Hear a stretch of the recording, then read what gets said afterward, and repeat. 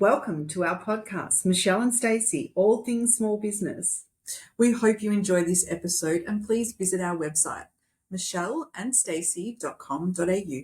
That's MICHELLEANDSTACEY.com.au. We would love to hear from you. I'm Michelle. Who are you? Stacey. Oh, okay. Well, basically, we're two passionate accountants, even though we don't hopefully look like your normal accountants, but we are very passionate about what we do. We're both in our own businesses, and which is mainly tax and advisory services. We've decided to start this podcast series mainly for small business owners because we think that we've got a lot of expertise in what we do every day, and we look at all kinds of things that a small business may encounter. So the first topic that we're going to talk about, we're going to do like a series of 13 different podcasts, this being our first podcast. The first one is going to be about selling your business. So if you've been approached to sell your business or you're thinking about selling your business, so we want to try and give you as much advice about, putting something together to help you think about what you might, need to do. I mean, day to day, we talk a lot with small businesses, and we've done a lot of our clients have sold their businesses. Yeah, absolutely. So I guess we're really lucky in our role, really. Yeah, that we get to see so many business sales, and no two business sales are the same. No. So we've got quite a broad range of experience, naturally from working with so many different clients on so many different business sales across so many different industries. There's all different ways that you can slice and dice a deal and negotiate and all those fun things. And we just thought it would be a great opportunity for us to share some of our insights and our experience and our knowledge on those areas. Yeah, I think it can be pretty daunting, particularly when you haven't done it before. And I think where we can help is we can give some good practical advice and be like, we are kind of, when we do a sale of our businesses, we're like the sounding board, and we're someone who's outside but has an intimate knowledge, so can help. So what we really want to do throughout this series is help you set up a plan for selling your business. You don't have to, it's different for every single business, but you really do need a good solid plan. So pretty much that's why we wanted to do this. So what are we going to cover, Stace, then in our 13 episodes of selling your business? Great question. So we're going to cover quite a number of things. One of the first things that we'll cover will be working out where does the real value of your business come from. And they're all different, aren't they? Yeah. Because it depends on the business. Like everyone's got a different business. Like we have our own businesses, so we are in business. So what we do is totally different from someone who might have a restaurant, someone who might have a gym, someone who might have a farm, all kinds of things. So what you really need to do is work out what is the real value for your business. So, Stace, what are the type of things that would be a value in a business? So some of the things to consider when you're trying to work out the value of your business is there value in your customer base or your client base? Is there value in your people, so your team, the people that work for you? Is there value in some intellectual property? What do you mean by intellectual property? Great question. Great question. Here we are talking, jargon and our lingo. So what we mean by that is something that you've created that's of value. So like a brand, So say you start a business and you start it from scratch, and it's Michelle and Stacey's coffee van, right? So the coffee van, but the name Michelle and Stacey's coffee van is the intellectual property because that's the brand that we've portrayed. So there's actually value if we've become, we might have started on the street corner and all of a sudden we're nationwide and everyone knows Michelle and Stacey's coffee van and that's just brilliant. That's the intellectual. I'll write that down. Yeah, we should. We could do it right outside here. Except you don't drink coffee. You better start. Doesn't matter. Yeah. So that's what we mean by intellectual property. So it's something that you've created in the business that's not necessarily physical. Absolutely. And that's a really good example. Other examples could be like a formula for something. So it could be, a spice mix, and you've got a particular Kentucky Fried Chicken. It's a great example. So that's the sort of thing that we mean by that. Yeah.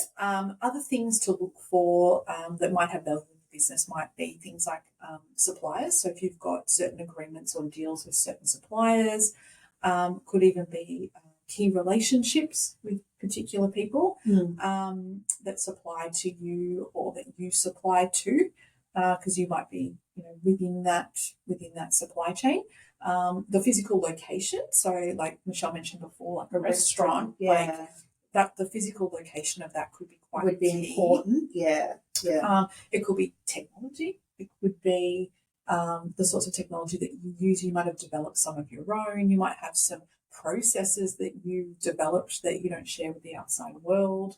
Or it could be that, like, you are a business in an environment where, it might be really fast growing. So, and if you've been clever enough to work out, using certain kinds of technology or certain kinds of processes, you might be way ahead of your competitors. So your competitors may want to buy you to get that technology or those processes to help them grow their business. So things like that, which are really important. Yeah. And so sometimes it's good to talk to someone else about these things and bounce it around with them. Bit of a brainstorm. Yeah, obviously a trusted person.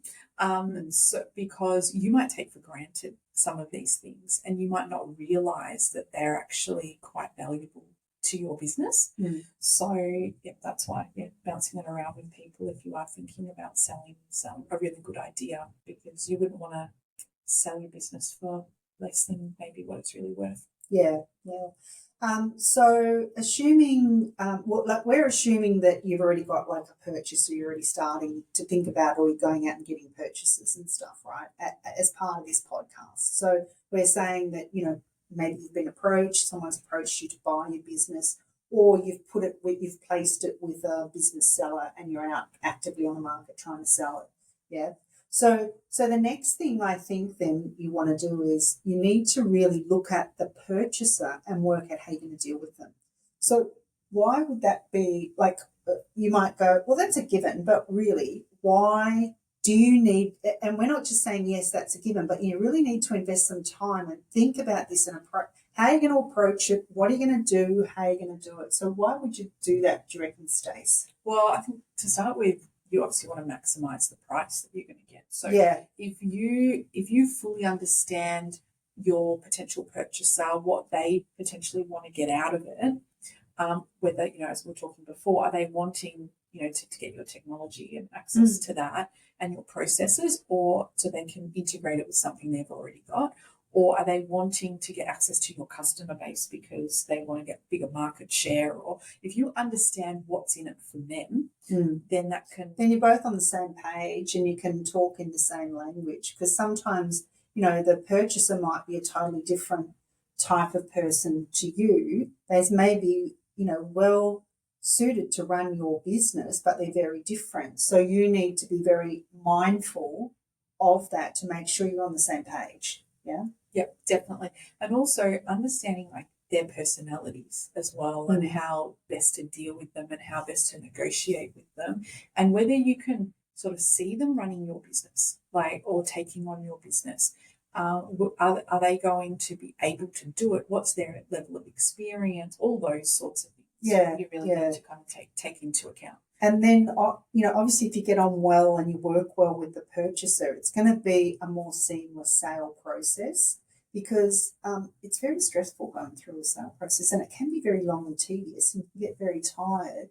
So you really want to make sure that you get it as seamless as possible, because, not just for the fact that, you want to try and get a quick deal, but it can actually be detrimental to your business going through it. And we'll talk about that through the episodes that we're going to do. So if you haven't got like a pretty seamless process and it goes on and on and on, you might start to lose business and then the sale could fall through. So it's actually been, not great for your business. So you've got to be very, very clear on these types of things. Yeah, it is definitely a balancing act. Yeah. Yeah, that's a very, very interesting and key point to Yeah. this. Other things, I guess, to look out for as well is and to consider is work out like when you're going to exit. So what do you want? What do you want to do afterwards? And what do you want it to look like? So are you planning to sell and then hang around for 3 years to work with the new purchaser to make sure that it all works out fine? Or are you wanting to sell and basically be out of it straight away? And because if you're planning to sell and be out of it straight away and you want to travel the world for a year, but the purchaser doesn't want that. For example, the purchaser is expecting you to hang around for a couple of years and help and be a support person and with the transition, then your goals don't really align there. Yeah.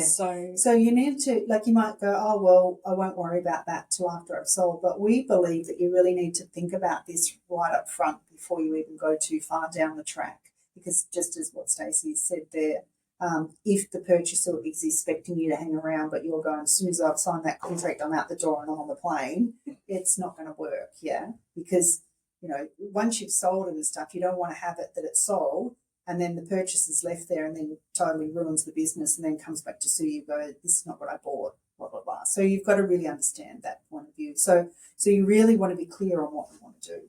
Yeah. Definitely.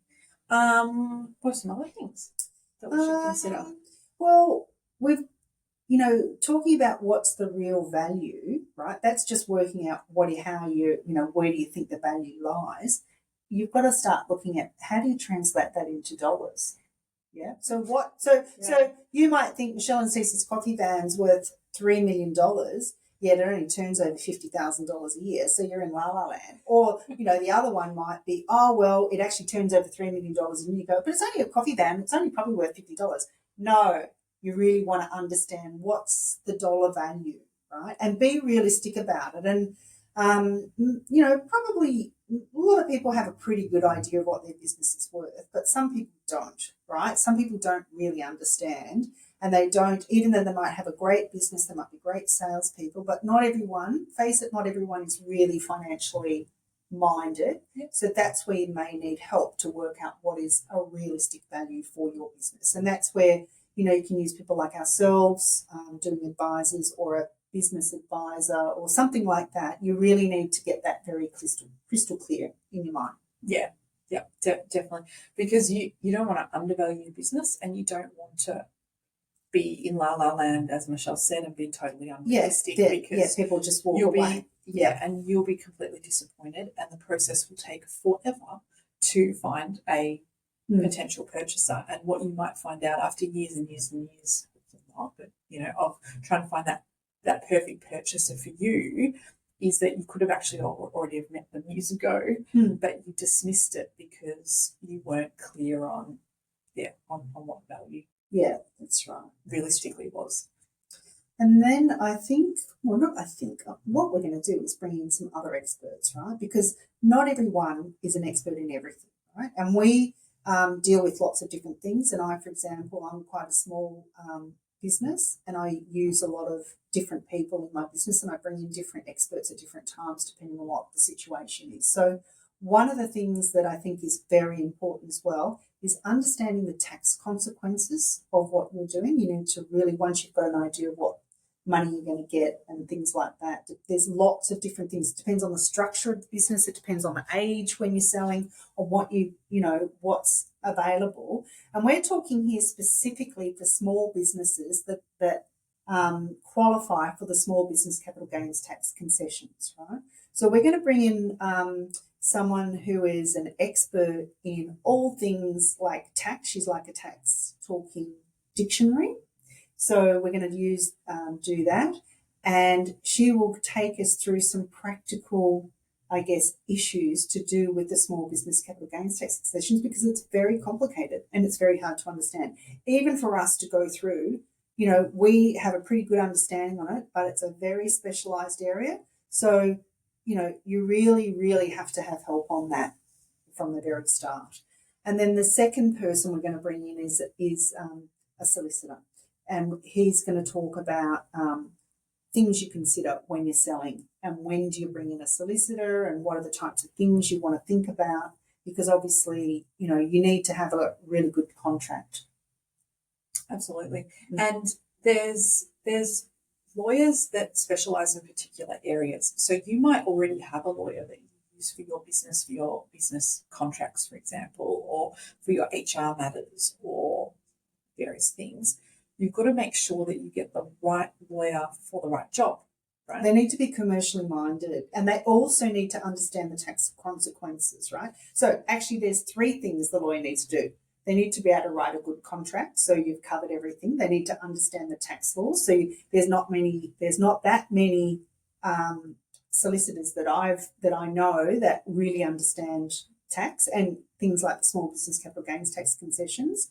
And then the third thing is that they need to have a commercial mind, because you don't want someone who is, just blurts out all tax law and stuff, but then can't really translate it. They need to be able to talk to you and get you to understand it. And you want the contract to be easy to read and understand as well. So that's quite involved and stuff. So we're going to bring in someone who can help, or a solicitor who specifically does that.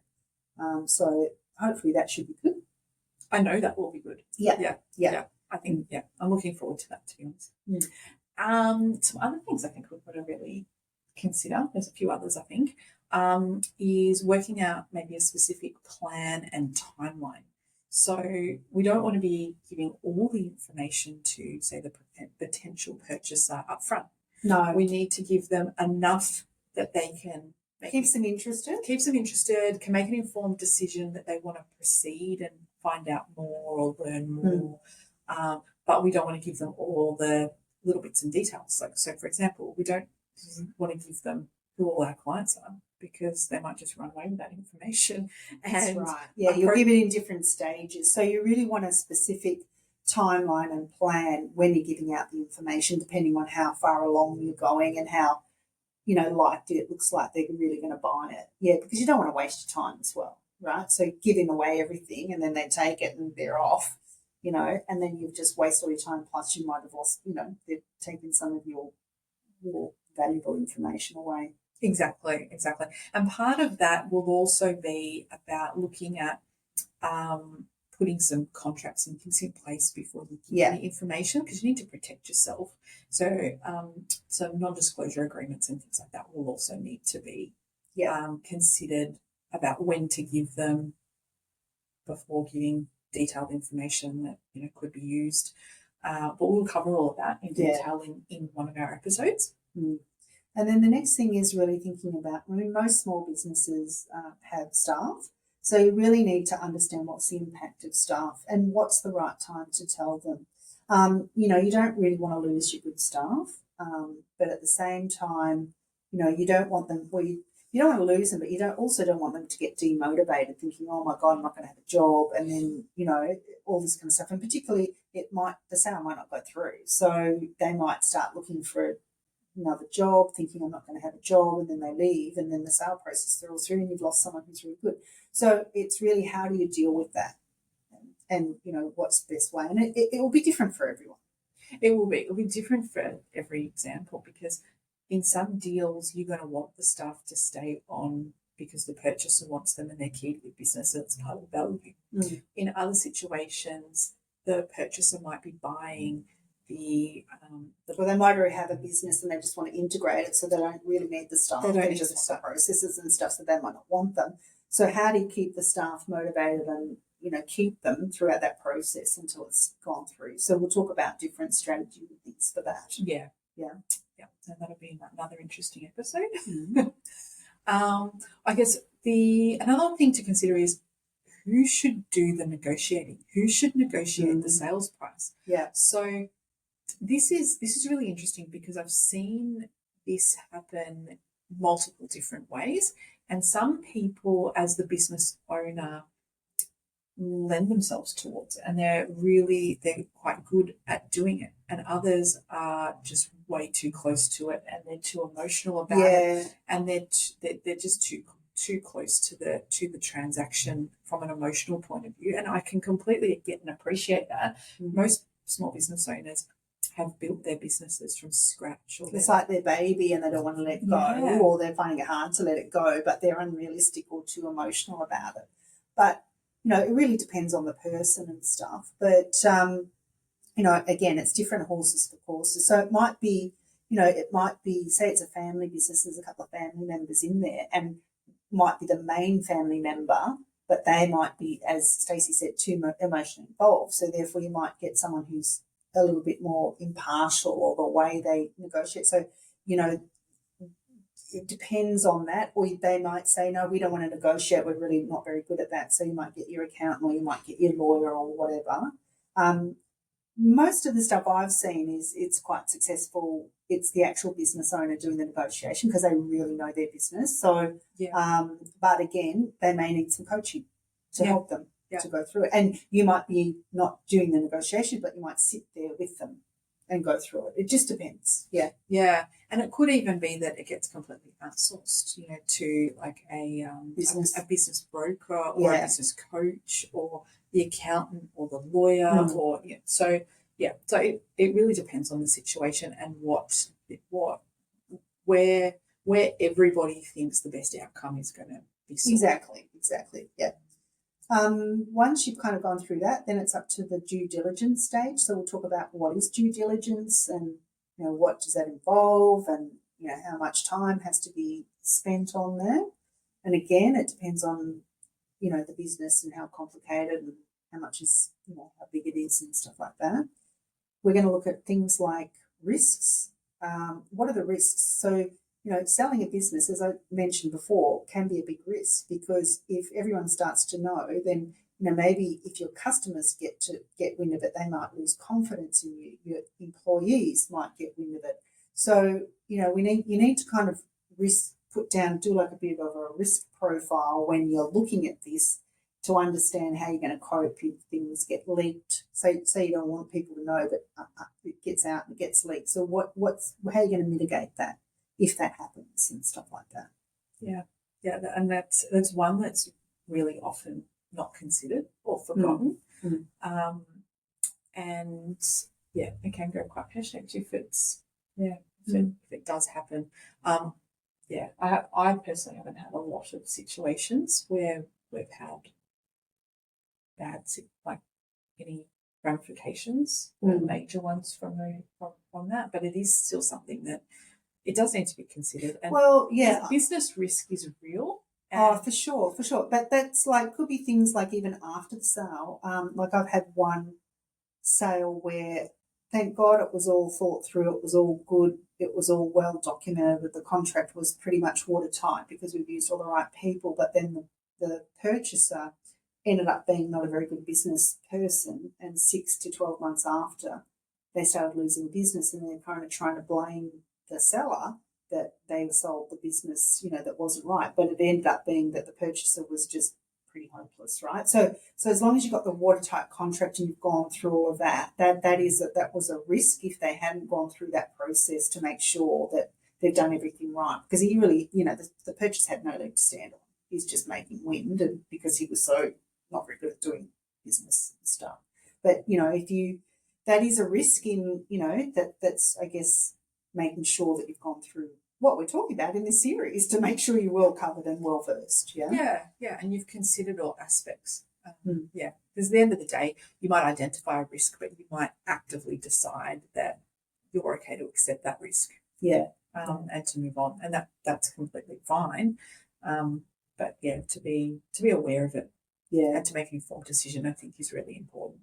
And then we're going to wrap up this series of selling business with talking about, how to avoid common problems throughout the sale, and how to, I guess, not stop, but, try and mitigate slow deals. The worst thing you don't want, once you start negotiating, once you start getting in that process, you don't want it to go on for a year or 2 years. You want it done in a fairly quick turnaround. So, we're going to kind of list out things that you can tick off and make sure, for example, having all your financials ready to go, making sure that, you've got all these things, all ducks in a row, so it can go as seamlessly as possible from your end. Now, the purchaser might be slower and stuff, but then that'll kind of wave flags at you if things are really slow. If you've got it all set up really well and then they're taking forever, then you kind of that's a red flag. Are they real? You know, can they not get financed? So therefore you're going to make a decision, well, I'm going to pull out at this point in time if it's not working.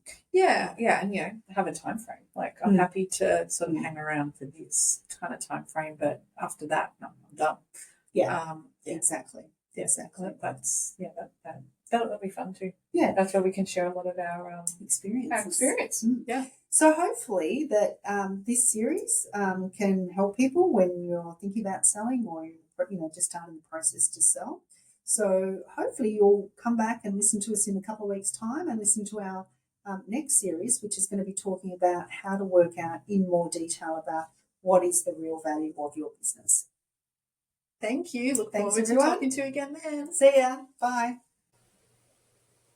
Thank you for listening to today's episode. We hope you found it informative and useful. We would like to clarify that this podcast is for educational purposes only. The conversations are of a general nature and do not qualify or constitute as financial or tax advice. The views and opinions expressed by the hosts and guests are their own and do not reflect any official stance. We make no guarantees about the accuracy, reliability, or completeness of the information presented and are not liable for any losses or damages arising from its use. We recommend you seek the advice of your own legal, financial, or other licensed professional before making any decisions based on the information provided in this podcast. We hope you enjoyed today's episode and tune in again soon to listen to further episodes.